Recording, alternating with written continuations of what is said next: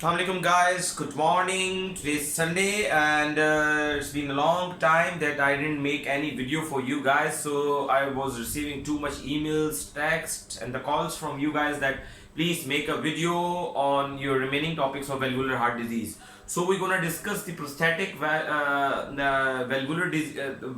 prosthetic valve diseases in the valvular heart diseases. This is one of the most difficult topics of cardiology. So it is impossible when anyone would be asking about the valvular heart disease and he won't ask you about the prosthetic valve disease. So this is not the topic which which would be covered in a single lecture, but I have to make a series of lectures for that prosthetic valve disease. So without wasting time, we are going to start. We are going to they start this prosthetic valve disease. So guys, first of all, the understanding of the prosthetic valve disease, you must know about the types of prosthetic valves, that how many types of prosthetic valves are there, and after the types, then we would go that which type is suitable for which patient. So suitability is very important. And then after that, so this is today's lecture is actually the introductory lecture of the prosthetic valve disease. After that, we would move on towards the anticoagulation in the prosthetic valve disease, the problems regarding anticoagulation, the history and the physical examination of the patient with prosthetic valve disease, and at the end we will discuss about the problems and the special considerations of the prosthetic valve disease. So we will cover it into the like 4 or 5 lectures. Without wasting time, let's start the prosthetic valve disease. So there are how many types? If I would ask you that how would you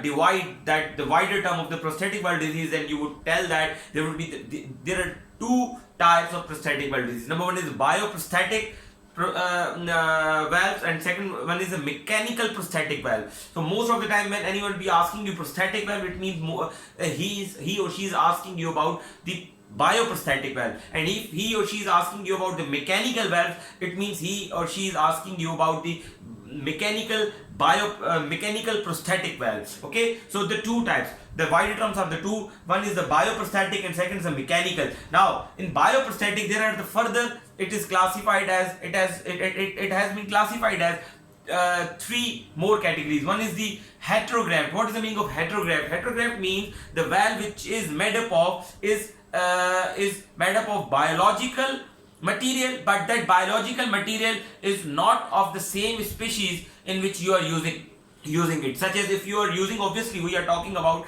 human diseases. So if the we are talking about the heterograph means the biological material for which that prosthetic valve is made up of is not human species. Is most of the time is made up of bovine pericardium or bovine cartilage, or any other bioprosthetic material, but not of the human species. Second one is the aortic homograph. What is the meaning of homograph?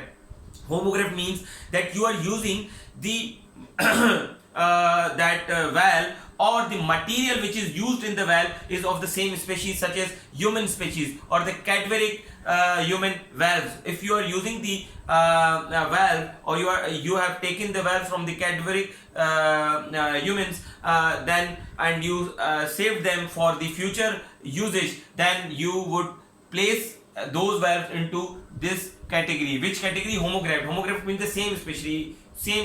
The biological material which you are using in the making of the prosthetic valve is of the same species. Number 3 is autograph. What is the autograph? Autograph means you are using your own valve.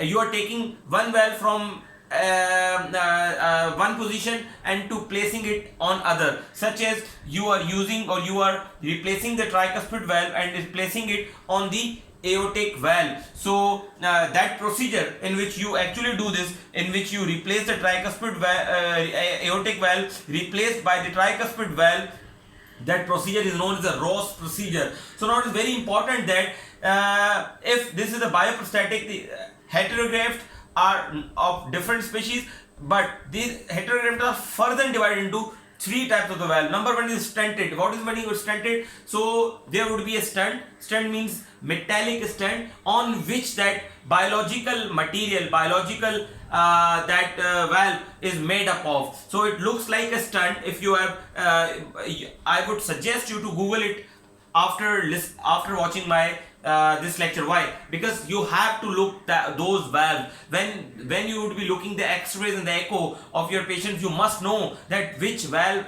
is placed to your patients. Very important. We will discuss this in the future, that why it is it very important. So there are three types of the heterograph prosthetic valve. Number one is stented. Stented means there stent in which the stent is used for the making of bioprosthetic valve. Number is stentless, in which there would be no stent but only valve, or the only the biological material would be there. And number is the TAVR, which means that for the replacement of this TAVR, this is also a bioprosthetic valve, but it is not placed via open heart surgeries. You have to place it like transcatheter aortic valve replacement. You have to replace it through what? Through transcatheter. Like you have this bioprosthetic valve doesn't need open heart surgery. Okay, and we will discuss it, that the recent data, like there is a revolutionary recent data about the TAVR, because most of the patients now, even the low risk and the intermediate risk, are going towards the TAVR. So we will discuss this, that what sort of the patients in which the TAVR would be favorable over mechanical valves. Now come to the mechanical valve. There are the three major categories of the mechanical valve, and one is we will discuss about that which companies are which are the companies who actually are making these prosthetic valves. Mechanical valves. There are three majorly types of the mechanical valve. Number one is the Bi-Leaflet. Number two is single tilting, and number three is ball and cage. Number one is Bi-Leaflet. Bi-Leaflet is actually a valve in which have two leaflets, okay, and one hinge. There would be a one hinge on which the two leaflets are attached, and both leaflets opened at the same time while opening of the valve, and closed or on the same time, like simultaneously, when the valve would be closed. So this type of the valve has two discs with one hinge. That's why it's known as a Bi-Leaflet tilting disc. Now single tilting disc. There are a lot of valves which are Bi-Leaflet. I am just telling you the structure. The name of the valve can be changed, such as Medtronic Bi-Leaflet tilting disc, St. Bi-Leaflet tilting disc. Now single tilting disc. What is the meaning of single? There is only one disc with one hinge and having a hook or a strut over there, which helps to open this valve. But this valve has been discontinued. Why? Because of the strut fractures and more of the physiological regurgitations and strut fracture. The most common complication with that single tilting which was observed in series of the patient, and following that valve was discontinued in 1986 because of the strut fracture. You must know about it, that single tilting disc is no more in the use of nowadays. Ball and cage, that is most durable valve in the history. Most durable. The durability of the valve is documented up to 40 years. Okay. But again, this valve is also has been discontinued, and obviously that is very obvious that you would have a cage and a valve and a ball. So the name is ball and cage. Okay. And the problem was this valve is that this is the most thrombogenic valve. So you cannot discontinue the anticoagulation even for the one single day or the couple of days, just because this valve is most thrombogenic valve. And what are the advantages of the Bi-Leaflet? This is the most common, mostly used the valve which we are going to use nowadays is this Bi-Leaflet, and it is safe. Why? Because it is durable, its longevity is documented, and it is less thrombogenic. It has less, the complications with this valve are less, which are documented. Like it has been proved with the researches that this is a less complicated. This is a valve which is having less complications, which is less thrombogenic, which is not most durable, because most durable is this ball and cage, but this is comparatively durable to the Bi-Leaflet because it has less complication than this ball and cage. The ball and cage has a major problem is the major problem with the ball and cage is thrombogenicity. It is the most thrombogenic valve. Now the important is that which valve should be placed in your patient. If you are attending a patient, now you have to decide that which patient has to place which valve. Now, so these are the things which I am going to discuss in the introductory lecture. These are like this is a general scenario. These are not the recommendations from the ESC or the AHA. We will discuss.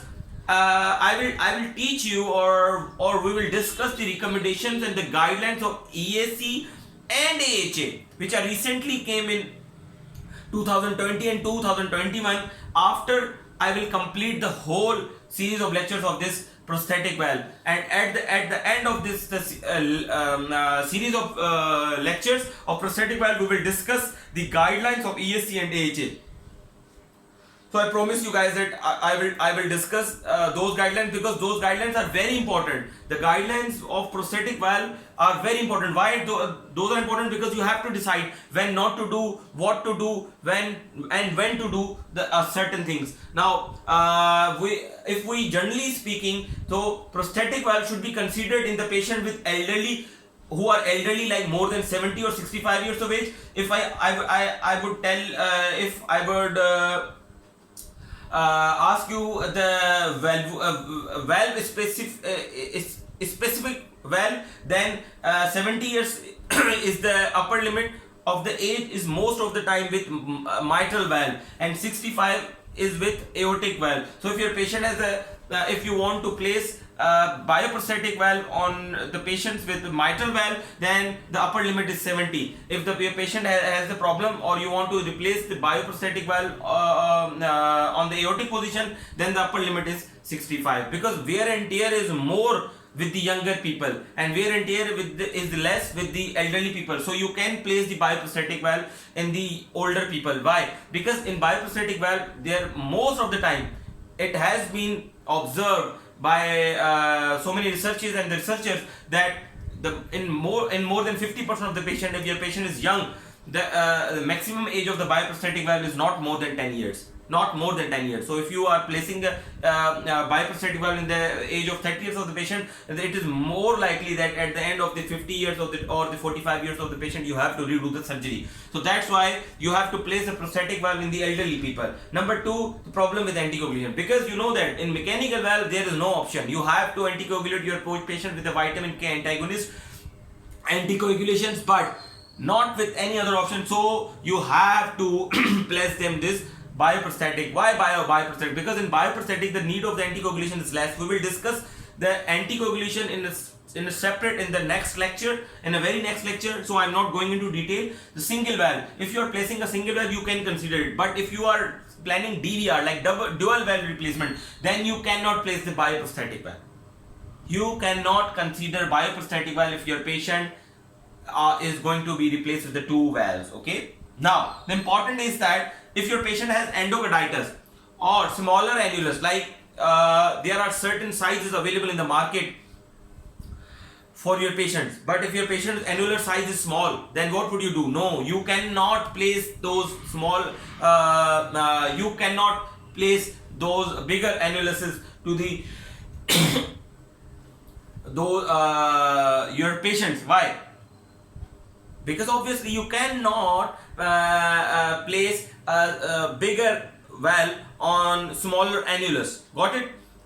It can cause destruction of the surrounding structures and etc. So you have to place them with the bioprosthetic, and most of the time with the homografts or autograft. Homograft means cadaveric aortic valves, or you can replace them with their own tricuspid at the position of aortic valve. Got it? So if your patient has been suffered, or your patient was previously replaced with this mechanical valve and he or she was having the endocarditis or aortic root abscess, then again you cannot place another mechanical valve over your patient. You have to replace them with the prosthetic valve, and especially with the homograft and the autograft. You cannot even place them with the bioprosthetic valve. Got it? with the bioprosthetic valve. You have to place them with what? You have to place them with the homografts and the autografts. So this is like, generally speaking, you can consider the type of the valve in your specific patient. So which are the patient in which you have to consider the mechanical valves, especially young ones, and compliant. If your patient is not like poor compliant, or he or she is like, no, I cannot take the medications, I cannot take medication for such a longer time, such as anticoagulation, then you have to place them with that bioprosthetic, not mechanical, because for the mechanical valve, he or she has to take lifelong anticoagulations. Okay, so DVR, as I told earlier, and completed family, especially for the females. If the females have completed their families, then you have to replace them with the mechanical valves.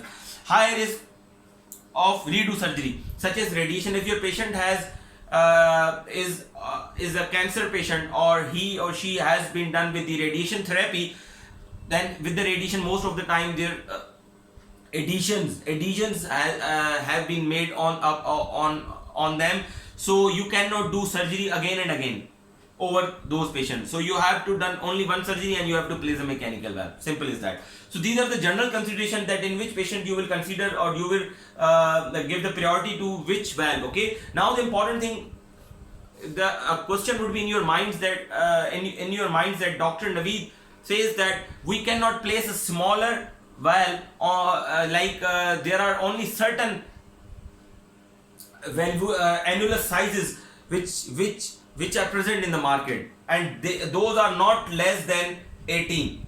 Why?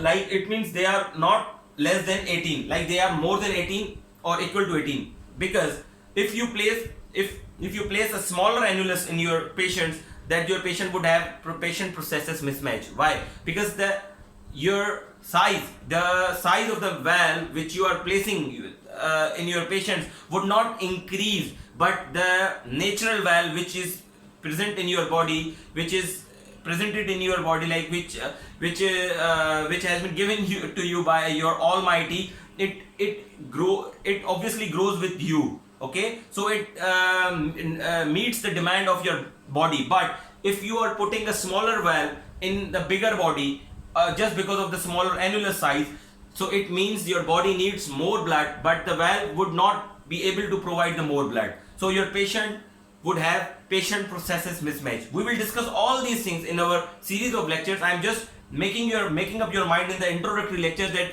what are the problems which can be happen with the patients if you will not take a right decision in the specific patient. If you are like placing that mechanical valve in the elderly patient, what would happen? You cannot continue the anticoagulation, the aggressive anticoagulation, because the chances of the hemorrhage or IC bleeds or the stroke are more in the elderly patients. Got it? And the bleeding chances and the bleeding diseases are more common in the elderly patients. So you have to place with the bioprosthetic valve. But if your patients are younger and you are placing the bioprosthetic valve, what would happen? After 10 years, you have to do the redo surgery. Again, it would be a big problem for them to go again and again after a decade for the surgery. Okay, so these are the considerations in which you have to take a decision. But again, at the end, that would be the shared decision. You have to discuss all the things with your patient. You have to tell them about the anticoagulation, the pros and cons of every valve, what are the valve, what the valvular options we have, about the bioprosthetic and the mechanical one to your patient. Then it would be you and your patient that would be taking decisions. And if you have any problem, you have to take surgeon on board. You have to, if you are a cardiologist, then you have to take surgeon on board, and if you are a surgeon, you have to take cardiologist on board. You have to make if still you are unable to take any decision if your patient is pregnant, or if your patient has certain problem, then you have to set a multidisciplinary team to take a shared decision for your patients. Okay, so at the end, that would be a shared decision with multidisciplinary if you need it. Otherwise, you and your patient would take a decision. Now, how would you follow up your patient with the prosthetic valve? Obviously, echo on 4 to 6 weeks, when the post-op anemia would be resolved. You know that in most of the cardiac surgeries, patient would face the post-op anemias. So after the resolving that post-op anemia, you have to do the echo at the end of the 4 to 6 weeks. That echo would be the baseline echo, post-op baseline echo, because in anemia you know that might your patient would have increased gradient because of anemia, not because of the valve. So that would be giving you the false increased gradient. Okay, so you have to do the echo on 4 to 6 weeks, not prior to that, not early than the 4 to 6 weeks, because of the acute surgical problems, acute post-op problems. You cannot do the echo immediately after the surgery, but on the 4 to 6 week post-op. Now, anticoagulation, as I told you that we will discuss this anticoagulation in detail in my next lecture, because this is not something which I can tell you like that you have to give the warfarin and like this. No, we will discuss in detail that in which valves need which anticoagulation and for how much period of the time, and what are the conditions in which you can halt the anticoagulation and what are the conditions in which you cannot halt the anticoagulation. We will discuss this in detail, that if your patient is having cerebral bleed and having placed that mechanical valve, then how would you anticoagulate them? We will discuss that. Now, endocarditis prophylaxis in all sort of the valves, in all sort of the prosthetic valves, you have to you have to give the endocarditis prophylaxis. Okay, and we will discuss that endocarditis prophylaxis in our infective endocarditis chapter. But you have to remember that if your patient has been placed with prosthetic valve, any type of the prosthetic valve, either it is homographed, bioprosthetic or mechanical, you have to give them endocarditis prophylaxis in a certain condition in which it is recommended. Now, okay, as I told you, and biannually echo up to 5 years, and annually echo after 5 years or up to the 10 years you have to do in your patients. So this was about just the introduction of the prosthetic valve. We discussed only the types of the prosthetic valve. Okay, now the important thing that there are only two big companies in USA which make these valves, both bioprosthetic and mechanical. One is Medtronic and second is St. Jude. Okay, so the types of the valve remain same. You might read St. Jude ball and cage, or Medtronic Bi-Leaflet tilting disc, Medtronic single tilting disc. Okay, but the most important is for nowadays is Bi-Leaflet tilting disc, either of the company, like from St. Jude or Medtronic. But the important thing is that if it has two discs and one hinge, it means it is Bi-Leaflet tilting disc. That's all. Okay, and the bioprosthetic or the TAVR, these are the valves. There are a lot of other companies such as St. Jude, Edwards, and Medtronics, which are making these valves. So you do not need to remember the name of the companies, but you should know about the characteristics of the valve. You should know about the anatomical characteristics and anatomical structures of the valve. While looking on X-ray, you cannot tell that this valve is from St. Jude or Medtronic, but you have to tell that this is a ball and cage or Bi-Leaflet tilting disc or the single tilting disc. Okay, so what I would suggest you, after watching this lecture, you need to Google the certain valves such as Heterograph, as I told you, stunted, stuntless, homographed, autographed, Bi-Leaflet, single tilting or ball and cage. So you have to watch their figures and the pictures, that how these valves look like, and in next lecture we will discuss about the anticoagulation, and inshallah in the coming 2 or 3 series, coming 2 or 3 lectures of this bioprosthetic, we will complete this topic, and at the end of this prosthetic valve diseases, we will do the recommendation and guidelines from ESC and AHA. Thank you. Subscribe my channel. As I always request you that please share my lectures with your peers, with your friends, with your colleagues, as they probably these lectures would be helpful for them. And subscribe my channel. I request you that, and share as much as you can. Thank you.